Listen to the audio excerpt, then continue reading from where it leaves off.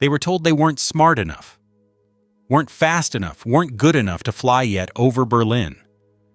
They downed Germany's most advanced jets and rewrote the rules of war. The German pilots thought it was funny. Reports had reached them that the Americans were sending black fighter pilots into combat, men they assumed could never match their skill, their experience, or their discipline. In Luftwaffe briefings, some laughed openly, as if the very idea of facing such opponents was beneath them. They joked that it would be easy kills, but those same pilots would soon meet a group that carried themselves with quiet determination. And by the end of the war, the skies over Europe told a very different story. Imagine yourself in early 1944. The war had already dragged on for years across Europe. Cities smoldered from relentless bombing campaigns. The Allies had gained ground in Italy. But every inch forward came at staggering cost. The American 15th Air Force was based across southern Italy, tasked with flying long bombing missions over Austria, Hungary, Germany, and beyond. Each mission meant hours at high altitude in freezing cockpits under constant threat from German fighters and flak. The bomber crews had a saying: if you were lucky, you might survive 25 missions. Many never made it that far. For the men in those bombers, a good escort could mean the difference between life and death. And in the spring of 1944, when the 332nd Fighter Group, the all-black unit trained at Tuskegee, arrived in Italy, they had something to prove not only to their enemies, but to their own side. White officers doubted them.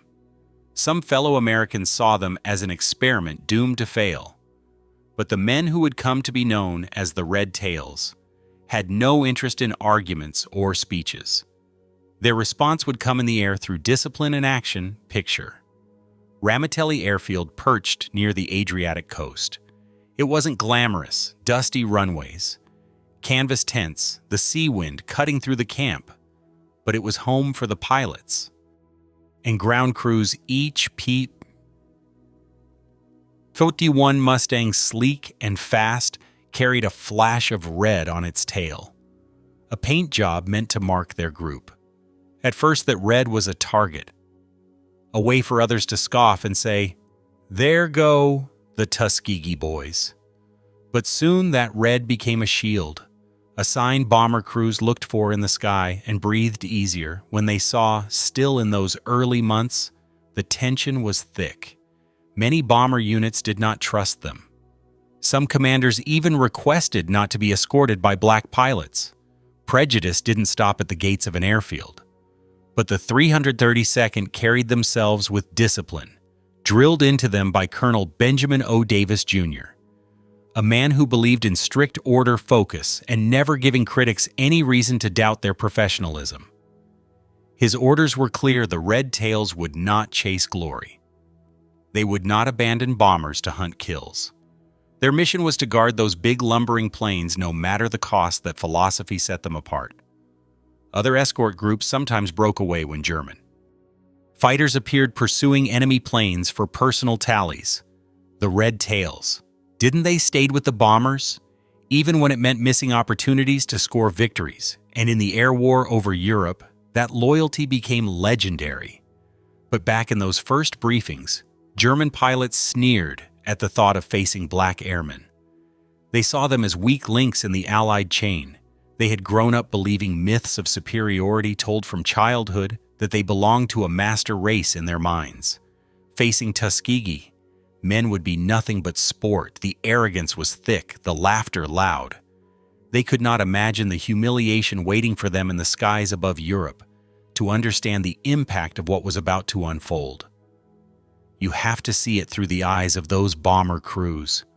Imagine sitting inside a B-17 Flying Fortress, squeezed into a freezing metal shell. You hear the engines roar, smell the oil and sweat, and glance out the window only to see dozens of German fighters cutting through the clouds, diving at your formation.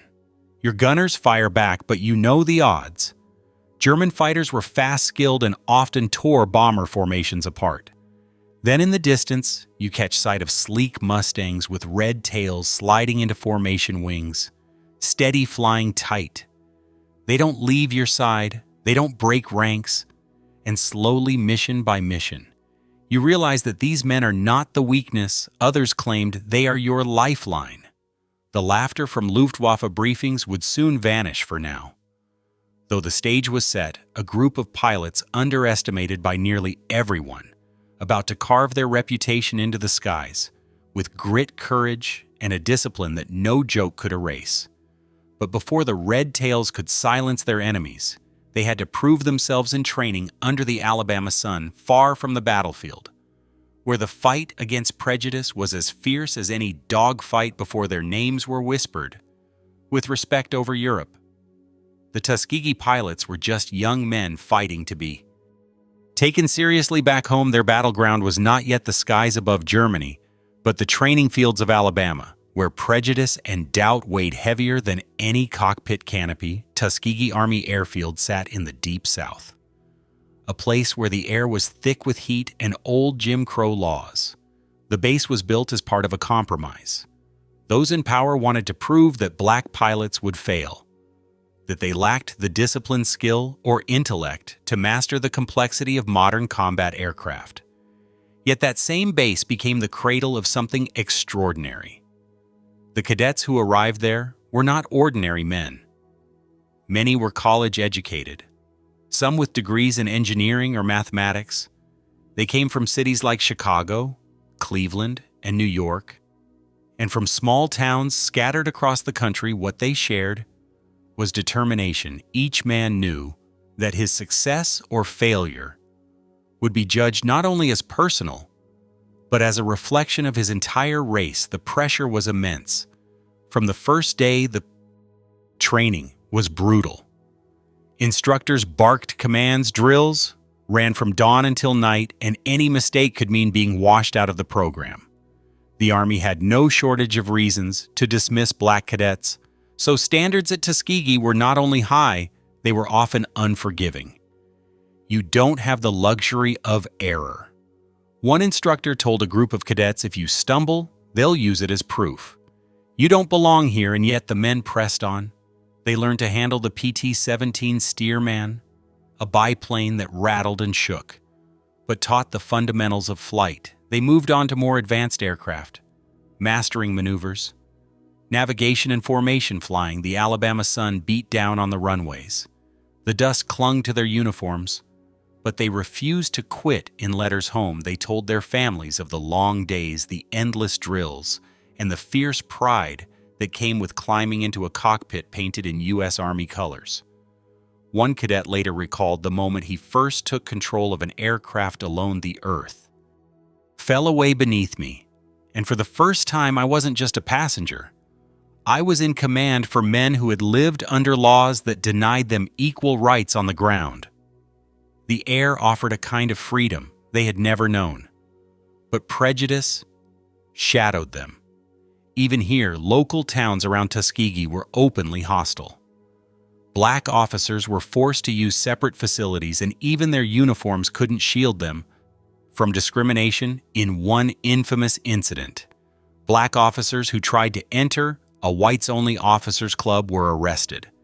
The message was clear: no matter how sharp their salutes or how perfect their formations, there were many waiting for them to stumble. Colonel Benjamin O. Davis, Jr., who would become their commanding officer, understood this better than anyone. A West Point graduate, Davis had endured 4 years at the academy, where classmates refused to speak to him except on official business. That silent treatment could have broken a weaker man, but for Davis it forged an iron will. At Tuskegee, he carried himself with the same discipline and demanded it from every cadet. You will not argue with prejudice, he told them. You will outfly it, outfight it, and outlast it day by day. The cadets turned into pilots. They practiced gunnery, learning to line up a target and fire in bursts, conserving precious ammunition. They learned to fly in formation, wingtip to wingtip, trusting each other with their lives. And they studied maps and weather patterns, knowing that navigation errors could kill just as surely as enemy fire. What set them apart was not only skill, but camaraderie. each man knew that he carried more than his own future. If one failed, critics would say, "See, they can't do it." But if they succeeded, they could change history. That shared burden welded them together into something stronger than prejudice. By the time they graduated, the Tuskegee Airmen were not just pilots. They were symbols. They had survived training designed to make them fail. They had learned to master the skies while being told at every turn that they didn't belong in them. Their reward was not only their wings, but the chance to fight in a war where every mission would test whether America's experiment in equality was genuine or just another promise waiting to be broken. The men left Alabama with pride, but also with questions. Would their own country trust them? Would the bomber crews they were sworn to protect welcome them? Or would the battle against racism follow them across the ocean, even into the war zone?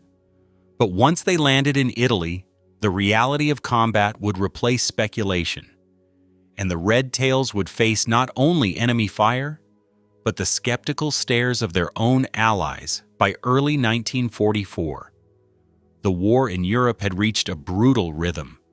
Allied bombers struck deep into German-held territory almost daily, and the Luftwaffe fought desperately to protect the Reich. It was into this firestorm that the 332nd Fighter Group arrived, disembarking from transport ships onto the rocky Italian coast before making their way to Ramitelli Airfield. Ramitelli wasn't much to look at, perched near the Adriatic. It was little more than dirt runways carved out of farmland, surrounded by scattered tents and temporary wooden shacks. The sea winds whipped across the open plains, carrying with them the smell of oil, fuel, and mud. The men had trained for years, but nothing could fully prepare them for life in a war zone. Their beds were cots, their meals often cold, and the sound of engines and artillery became the soundtrack of their days. Yet even here, prejudice followed them. Some bomber crews whispered doubts when they heard their new escorts. Would-be black pilots were supposed to trust them with our lives. One crewman muttered to another. Word spread quickly that many in the 15th Air Force didn't want the 332nd covering their missions. The men of Ramitelli understood the unspoken challenge. They would not be judged on training records, but on whether bombers returned home. Colonel Benjamin O. Davis, Jr.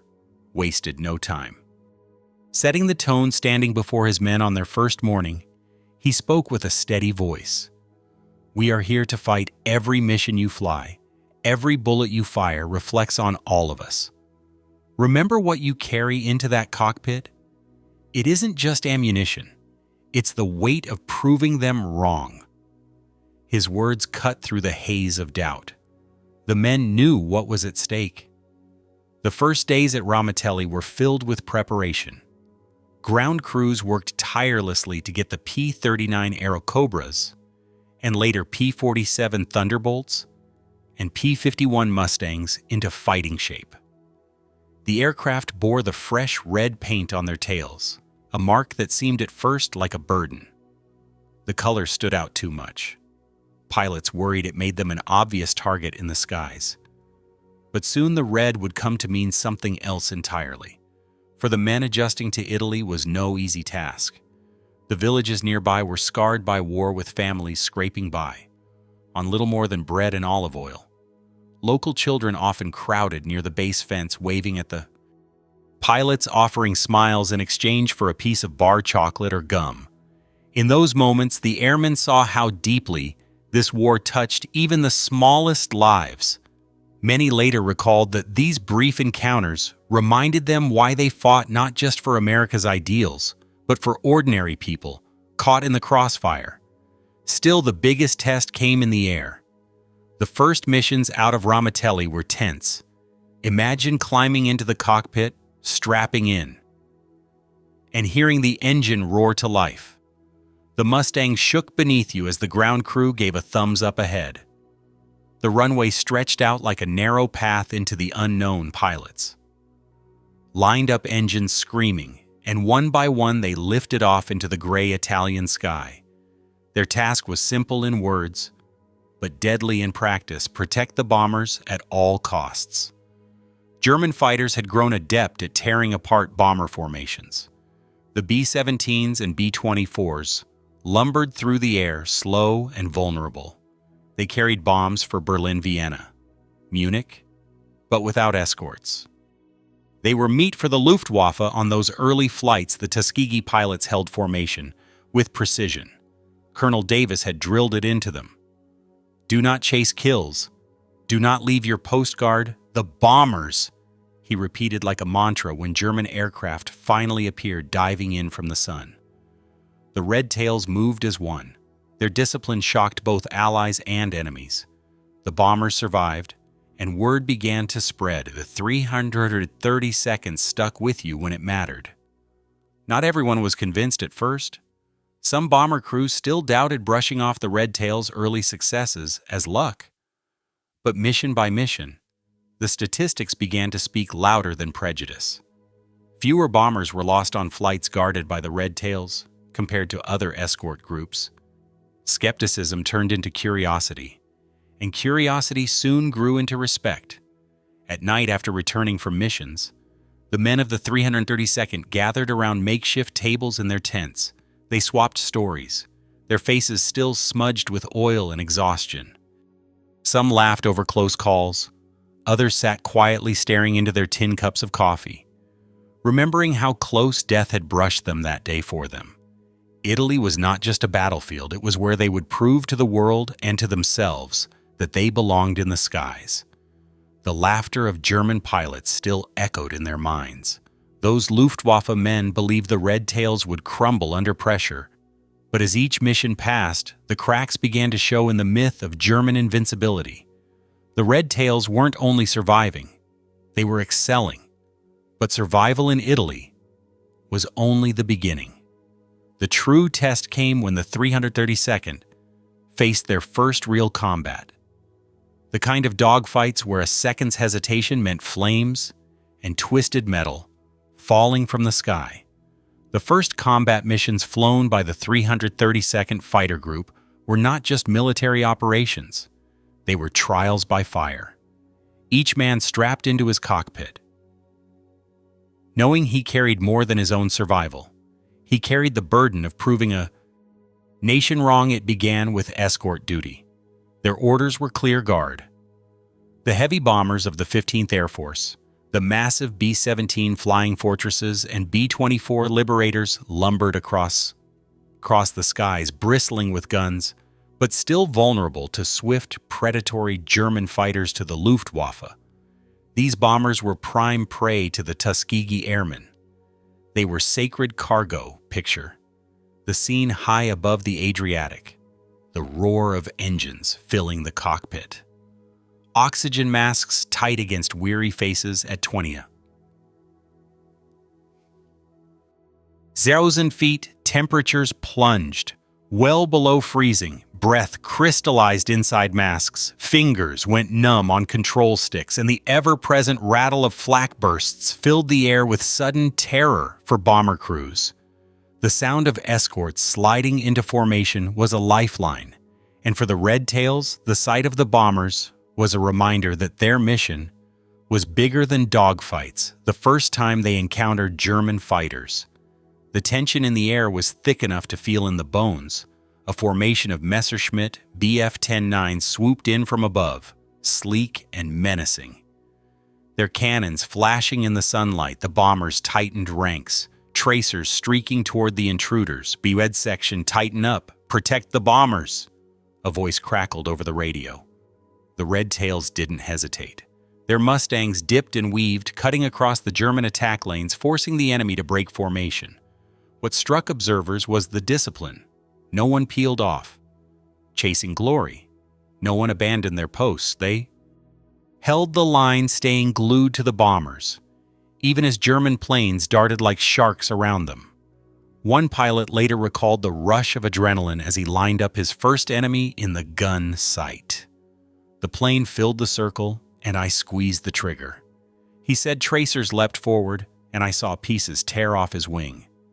The German fighter spiraled downward, smoke trailing across the sky. It was the moment the Red Tails proved they weren't just capable, they were deadly. But victories didn't come without cost. The air was merciless. Anti-aircraft fire tore through formations, ripping holes in wings and fuselages.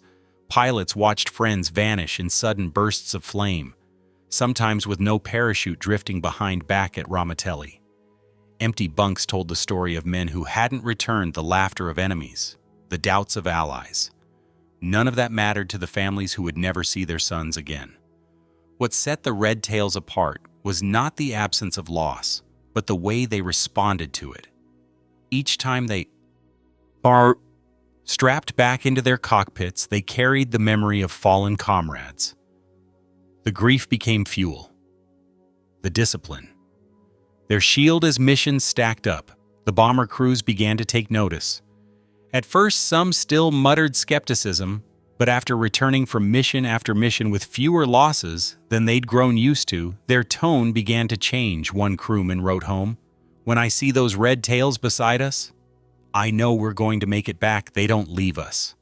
Not ever. That loyalty became the signature of the 332nd. Unlike other escort groups, who sometimes broke formation to rack up personal kills, the Red Tails held steady. Their kill counts rose. But their pride came from something else.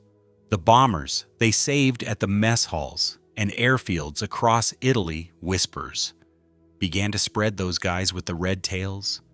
They don't mess around, they stick with you. Respect grew slowly at first, then rapidly as more crews returned with their lives, thanks to the discipline of Tuskegee's pilots back at Ramitelli. Evenings were a mix of relief and exhaustion.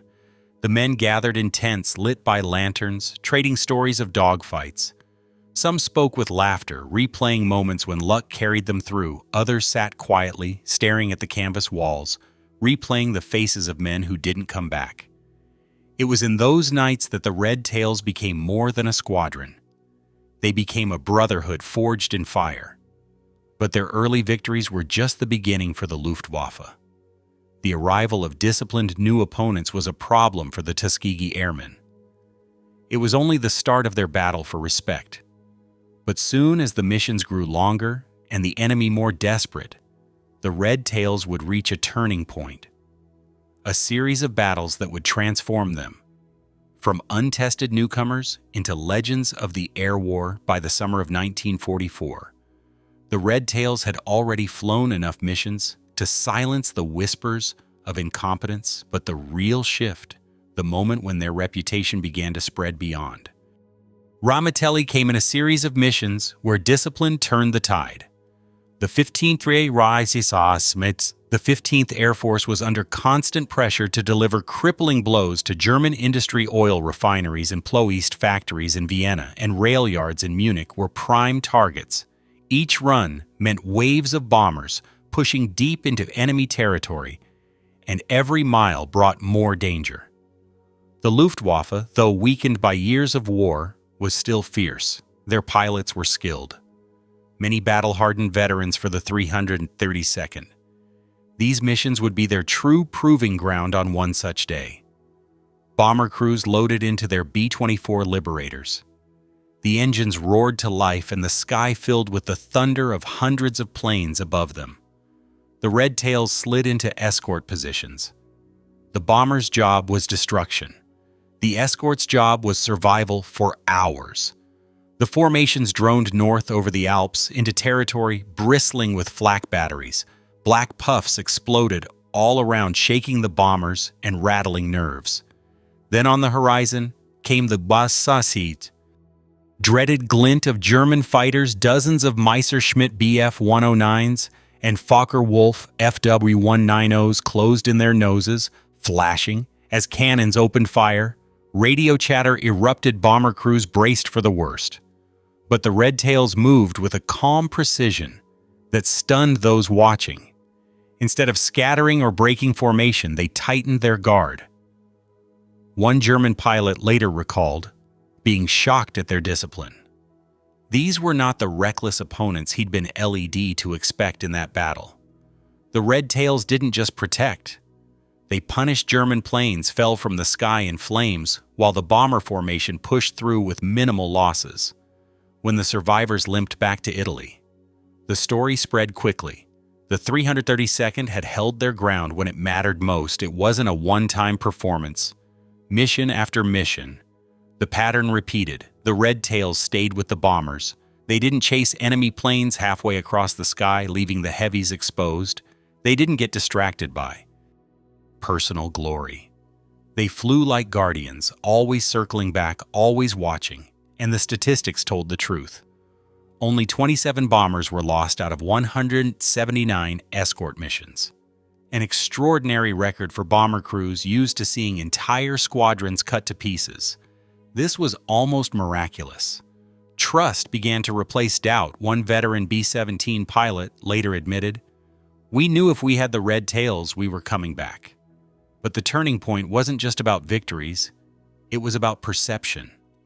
For the first time, word spread through the Air Force that the black pilots from Tuskegee weren't just competent. They were exceptional officers who had once dismissed them, now requested their escort crews, who had scoffed, now shook their hands with gratitude after missions within the squadron. The mood began to shift too. The weight of constant skepticism had hung heavy on the men during their early months in Italy. Now they carried themselves with quiet pride. They had proven themselves where it mattered in combat. Still the cost of that respect was measured in lives. Each mission brought losses. Men didn't return, and their empty bunks at Ramatelli told the story better than any statistic. Funerals were held quickly, often with little more than a salute and a promise to keep fighting. The grief was raw, but it only deepened the group's resolve. One evening, after a particularly brutal mission, a young pilot sat with his head in his hands. "They thought we wouldn't last," he muttered. His comrade placed a hand on his shoulder and replied, "Then we owe it to them, to the ones we lost, to keep proving them wrong." That exchange captured the spirit of the unit. Every man carried not only his own life, but the memory of those who had fallen. By late 1944, the laughter of German pilots was fading. Reports showed their losses mounting against the very men they had once ridiculed. And in American briefings, the name Red Tails carried weight. The turning point had come from this moment. The Red Tails weren't simply fighting to prove themselves. They were fighting as recognized equals, trusted with the most dangerous missions, their legend beginning to take shape in the skies above Europe. But the true test of their skill and courage would arrive when they faced Germany's finest, the aces of the Luftwaffe, and the deadly new aircraft designed to turn the war back in Hitler's favor by the winter of 1944. The Red Tails had already built a reputation as dependable escorts, but the skies over Europe were changing. The Luftwaffe, though battered, was far from beaten. German aces still roamed the skies, flying the sleek Messerschmitt Bf-109s and the rugged Focke-Wulf FW-19Os. These were pilots with hundreds of kills to their names, men who had survived years of air combat. And soon the Tuskegee Airmen would be forced to measure themselves against the very best Germany could offer. The first encounters were like storms breaking out of nowhere. The Red Tails would be guiding bombers along their route when suddenly, from high above, tiny black dots would grow into enemy fighters diving at tremendous speed. Radios filled with clipped commands. Bandits 3,000 high in those moments. Training took over. One mission over southern Germany stands out in particular. A formation of B-17 lumbered toward their target when a swarm of Bf-109s swept in. Diving like hawks, the bombers' gunners fired wildly, tracers, stitching the sky, but the Germans came on fast. Then from the left flank, the Red Tails surged forward. "Stay tight on the bombers!" Colonel Davis's voice crackled over the radio. "Don't let them through. The fight exploded in seconds. Mustangs twisted and rolled, chasing Germans through the clouds. One Tuskegee pilot lined up an FW-19 Nero, pressed the trigger, and saw smoke billow from the enemy's engine. Another chased a 109 into a steep dive, only to pull back at the last moment as flak bursts erupted below. Discipline kept them alive. discipline and the knowledge that breaking formation meant leaving the bombers exposed. It was in these battles that the Red Tails earned the respect of even their fiercest critics. A bomber crewman later recalled watching a Mustang with a red tail take on 3 Germans at once, darting in and out, buying precious seconds until the bombers could escape the kill zone. He stayed there, the crewman wrote. He stayed there when it looked impossible. The Germans, for their part, began to notice something unsettling. These American pilots fought differently. They didn't chase recklessly, didn't scatter. They moved like a single body bound by unspoken rules. And unlike many escort groups, they didn't abandon the bombers once the fight started. That steadiness made them harder to break and more dangerous. But courage alone didn't make the missions easier. The Luftwaffe was desperate, and desperation made them dangerous on some runs. The sky seemed filled with enemy fighters, wave after wave pressing the attack. Losses came hard one afternoon. A young pilot named Earl Lane returned to Ramitelli with bullet holes and stitched across. His wing, he climbed down from the cockpit, his uniform soaked with sweat, and whispered, "I don't know how I made it back." His comrades didn't need to ask. They all knew survival in those battles often came down to seconds. Then came a new threat. The Me-262, the world's first operational jet fighter, sleek, fast, and deadly. The jet could outrun anything the Allies had in the air for the bomber crews. The Mi-262 was a nightmare. The moment it appeared, they knew their gunners had little chance of hitting something moving that fast. The Tuskegee pilots understood immediately that their discipline would be tested like never before. The first time a red-tail pilot spotted a jet, the radio crackled with disbelief. "He's moving like lightning," one man shouted. The Mustang strained as the pilot pushed it to its limits, trying to cut off the jet's angle of attack against all odds. The Red Tails managed to down several of these futuristic machines over the course of the war. Their success came not from chasing recklessly, but from teamwork and timing, catching jets when they slowed for attack runs, or while climbing back to altitude at Ramitelli. The tension after these missions was palpable. The men gathered in their tents, replaying every moment in their minds. Some told stories with wide eyes, describing the blur of a jet streaking past. Others sat in silence, drinking coffee from tin cups, grateful simply to be alive for every kill they scored. There was the memory of someone who didn't come back. Still, the legend grew. Stories of the Red Tails spread through the ranks of bomber groups across Italy and beyond. Crews began requesting them by name, trusting their discipline more than any statistic could explain. German pilots, once dismissive, now cursed the sight of red tails flashing in the sun, and yet the fiercest test still lay ahead, escorting bombers deep into the heart of Berlin.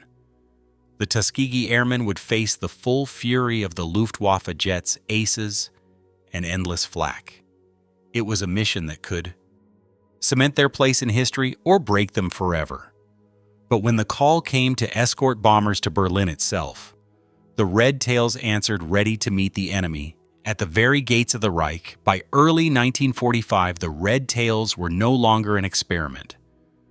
They were a proven force, yet the fight they carried wasn't only against the Luftwaffe, it was also against the stubborn prejudices of their own side, against the idea that black pilots lacked the skill or the nerve to stand shoulder to shoulder with white airmen. Every mission they flew was a challenge to that stereotype.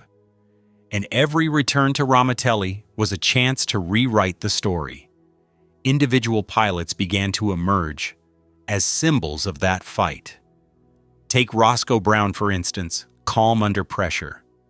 Brown was one of the first Tuskegee pilots to bring down a German jet during a mission. In March 1945, he spotted an Me-262 lining up to tear through a bomber formation. Instead of panicking, he used his Mustang's speed in a dive, cutting across the jet's path at the right moment. His bursts of fire struck through, and the jet tumbled from the sky. Back at base, Brown downplayed the victory. But among his comrades, It was a clear statement. No enemy was untouchable. Or consider Charles Brantley, who nearly didn't make it home from one of his first combat missions. His Mustang took heavy damage from flak smoke, pouring from the engine instead of bailing out. He nursed the crippled plane back across miles of enemy territory when he finally landed at Ramitelli. The aircraft was so shot up it was deemed beyond repair. Brantley stepped out exhausted but alive, and the ground crew greeted him with stunned admiration. That flight became part of the Red Tail's growing lore, a reminder that survival often came from grit as much as skill. Then there was Earl Lane, whose quick thinking saved not only his own life, but those of an entire bomber crew on one mission. German fighters slipped past the escort and lined up on a straggling B-17 lane, flying low and out of position. Shoved his Mustang into a steep climb, throwing himself directly between the bomber and the enemy. He fired furiously, scattering the Germans, long enough for the bomber to limp back into formation. The crew later credited him with their survival when asked why he took the risk. Lane simply said, "That's the job." Moments like these began to chip away at the wall of prejudice at first. White bomber crews had hesitated to put their lives in the hands of the Tuskegee men, but experience is a stubborn teacher again and again. The Red Tails returned with bombers intact, even against overwhelming odds. Skepticism turned into respect, and respect into trust. One bomber pilot later recalled, "At first, we weren't sure about them, but after a few missions, we realized they don't leave us when those Red Tails are with you. You feel like you've got a fighting chance back in Italy." The airmen were still treated as second-class soldiers. In many ways, they faced segregated facilities, were denied entry into certain officers' clubs, and were often spoken down to by commanders, but in the air, none of that mattered up there. Performance was the only language that counted, and by 1945, the Red Tails spoke it fluently. Even German prisoners began to acknowledge their skill in one documented case. A captured Luftwaffe pilot admitted his surprise when he learned he had been shot down by a Tuskegee Airman. "I did not expect such discipline." He reportedly said that grudging respect carried its own weight, for it showed that even hardened enemies had been forced to reevaluate their assumptions for the men themselves. The victories were bittersweet. Each mission carried losses, and their camp at Ramitelli was never free from grief. Yet within that hardship came solidarity. They ate together, trained together, mourned together. The strength of their bond was visible to anyone who spent time among them. What made the Red Tails extraordinary wasn't simply their flying skill, but their ability to redefine what others thought possible. They weren't just protecting bombers, they were rewriting history in real time, proving that courage has no color. By early 1945, they weren't just another escort group. They were the escort group. The crews wanted them, the enemy feared them, and their commanders could no longer deny their effectiveness.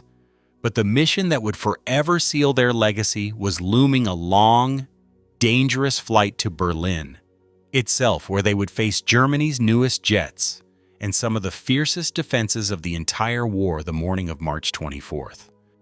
1945 dawned cold and gray over Ramitelli Airfield. Word spread quickly through the camp.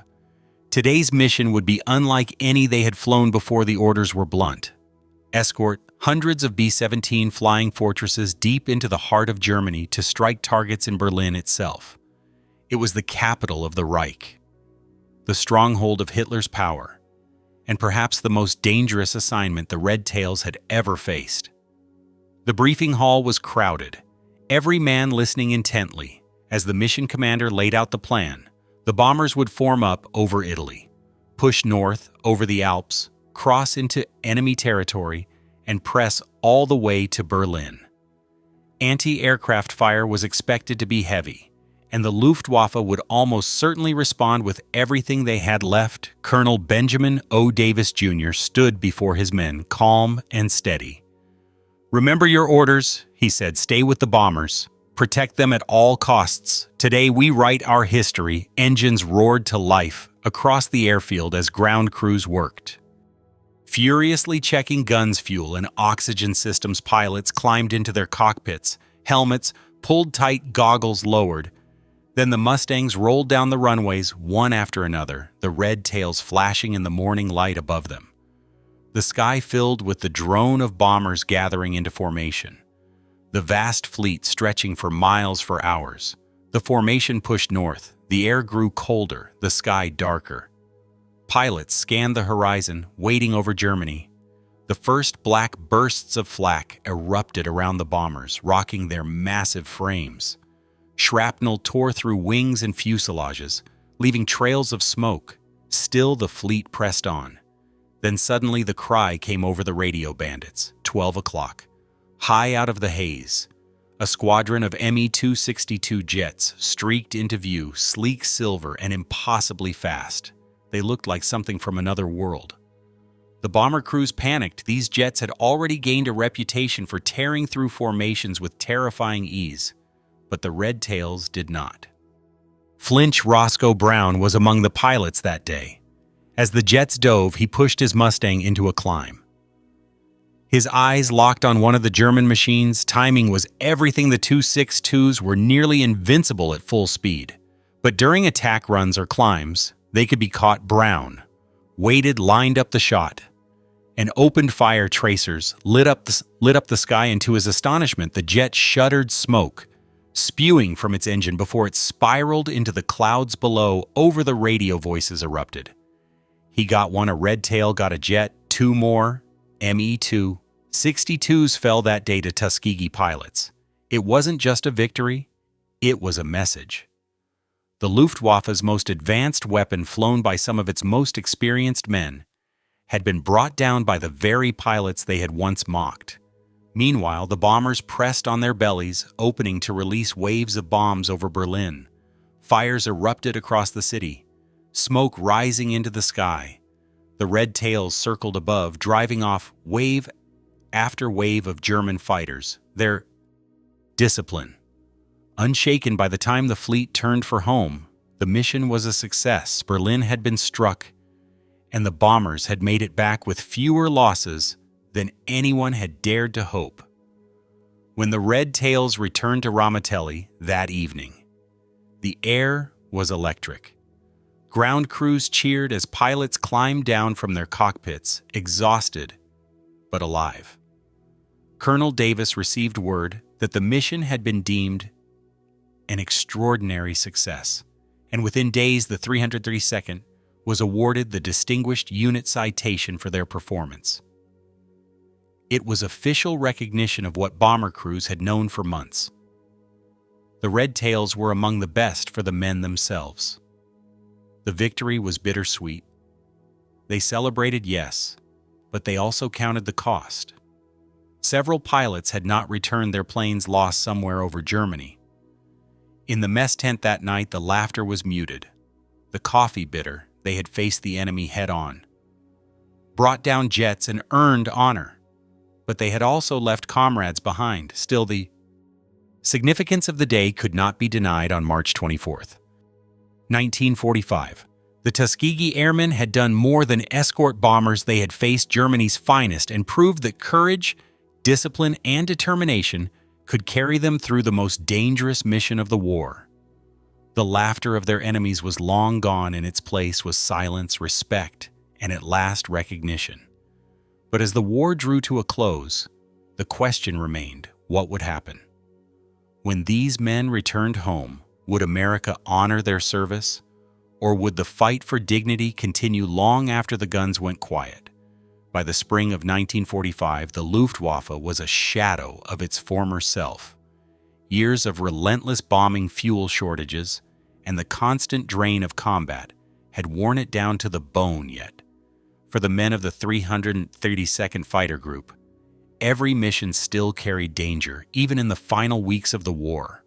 Flak and desperate enemy fighters claimed lives. But as Germany's defenses crumbled, one thing became clear. The red tails had left an imprint on the skies of Europe that no one could ignore. Their Record spoke volumes over 179 court missions. They had lost only 27 bombers, a fraction compared to other groups. They had destroyed more than 100 enemy aircraft in the air and even more on the ground in strafing runs. They had downed jet fighters tangled with aces and flown into the heart of enemy territory, time after time, to bomber crews. Their presence meant hope to German pilots. It meant trouble. The respect they had earned from their fellow airmen was perhaps the most telling change at the start of their service. Many bomber crews had scoffed, asking not to be escorted by the experiment by the war's end. The same men were asking specifically for the red tails. If I had the red tails, I knew I'd see home again, one bomber pilot said years later. That shift in perception was more than personal. It was cultural. The Tuskegee Airmen had shown that prejudice had no place in the cockpit at Ramitelli. The men felt the weight of what they had accomplished in the evenings. They gathered around campfires or in tents, sharing stories of close calls and victories. Some laughed, retelling moments of daring. Others sat quietly, remembering friends who hadn't returned. Every empty chair was a reminder of the cost of their success. Yet there was also pride in having met the challenge head-on, in having answered the doubts of both allies and enemies with skill, discipline, and courage. As news spread of Germany's surrender, in May 1945, Ramitelli erupted in celebration. Pilots and ground crews alike shouted, embraced, and fired flares into the night sky. The war in Europe was over for the Red Tails. The relief was immense, but so was the uncertainty of what came next. Many wondered what kind of reception awaited them. Back home, they had risked their lives, fought bravely, and proven themselves in the most unforgiving of circumstances. Yet they knew the America they would return to was still divided, still stained by segregation and discrimination. The thought weighed heavily on their minds. Would their country see them as heroes, or would it return them to second-class citizens? The moment their uniforms came off, Colonel Benjamin O. Davis Jr. understood that their fight was not finished. He reminded his men that their record was more than just military statistics. It was a weapon against prejudice. They cannot deny what we have done, he told them, and they cannot erase what it means. In the months that followed, the Tuskegee Airmen returned to the United States. Some stayed in the military. Others pursued civilian careers everywhere they went. They carried the memory of Ramitelli, of the red tails flashing in the sun, of the bond forged in the crucible of war. Their legacy began to spread, though recognition was slow. It would take decades for the full story to be acknowledged, for the nation to honor their service with the medals and tributes they deserved. But among those who had flown with them, the legacy was immediate. Bomber crews told their families of the black pilots who never left their side German. Veterans spoke grudgingly of opponents who fought with discipline and courage. The Red Tails had proven themselves not just as airmen, but as pioneers who forced open doors that had been closed for generations by the war's end. The laughter of German pilots had long been silenced. In its place was the echo of roaring Mustangs, the red tails gleaming against the sky. A lasting symbol of determination, unity, and the refusal to be defined by prejudice. But while the skies of Europe had seen their triumph, the battle awaiting them back home would test them in ways no dogfight ever could. When the Tuskegee Airmen returned to the United States after the war, they stepped off the ships and trains with the quiet pride of men who had done their duty. They had fought in the bloodiest skies of Europe, defended bombers with unmatched discipline, and carved out a combat record that rivaled or exceeded many of their peers. But instead of parades and open arms, many found themselves greeted with the same prejudice. They had left behind signs still marked whites only across restaurants and bus stations. Officers who had earned distinguished flying crosses were still denied entry into certain clubs. The contradiction was jarring. Heroes abroad, yet strangers at home for many of the airmen.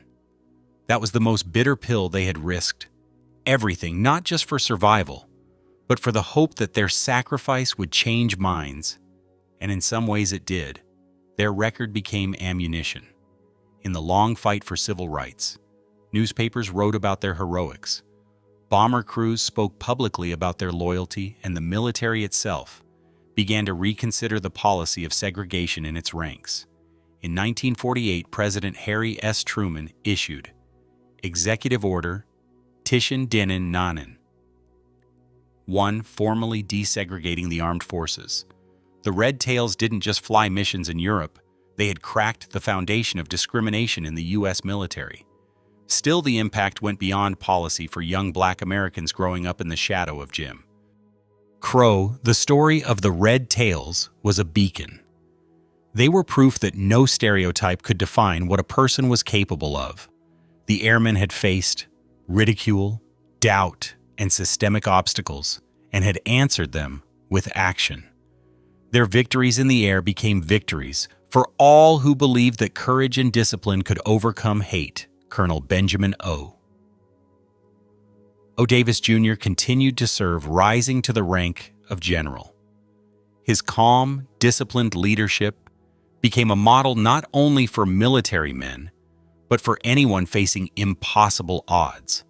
Other Tuskegee pilots went on to careers as educators, judges, engineers, and community leaders, carrying the lessons of Ramitelli into every corner of American life.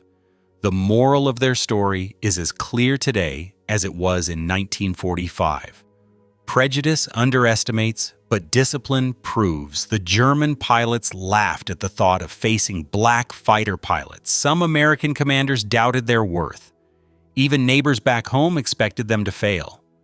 Yet every mission flown, every bomber protected, every enemy turned back was a rejection of those lies. The Red Tails showed the world that character is not defined by the color of one's skin, but by the choices one makes under pressure. There's something deeply human in that lesson. We all face voices of doubt, sometimes from others, sometimes from within ourselves. The Tuskegee Airmen remind us that the answer isn't in arguing, but in action. Prove it through consistency. Prove it through loyalty. Prove it by refusing to give up even when the world tells you that you can't. Their story also carries a warning: respect isn't given. It's earned, and often at great cost. The Red Tails didn't win their place in history through speeches or slogans. They earned it in the thin, frozen air over Europe, where seconds meant life or death. They didn't break discipline, didn't chase personal glory. They stayed with the bombers again and again, until their record silenced doubt. That kind of commitment is rare, and it's why their legacy still holds power. Generations later, when we think of the Red Tails today, we don't just think of the red paint on their Mustangs or the statistics in military records. We think of men who faced laughter, mockery, and prejudice, and answered with courage. We think of young cadets in Alabama sweating through impossible training who refused to quit. We think of exhausted pilots at Ramitelli climbing out of battered planes, knowing they'd given everything for the men who flew beside them. And we think of the silence in German briefing rooms when the news came another squadron of Luftwaffe fighters had been lost to the very men they once mocked. The laughter had ended. The respect remained so. What can we take from their story today? Perhaps this: when the world doubts, you don't waste your breath on arguments. Put your head down, stay disciplined, and let your actions speak louder than prejudice. The Tuskegee Airmen proved that a steady hand, a loyal heart, and relentless courage can change history. And that is why their legacy lives on, not only in museums and history books, but in every person who faces doubt and chooses to rise above it. If you found yourself moved by this story, if the Red Tails reminded you of the strength that comes from perseverance, then don't let their story fade. Share it, talk about it, and carry it with you. And if you want to hear more stories of courage, history, and the people who shaped the world, make sure to subscribe. The past is full of lessons worth remembering, and the Red Tails are one of the greatest.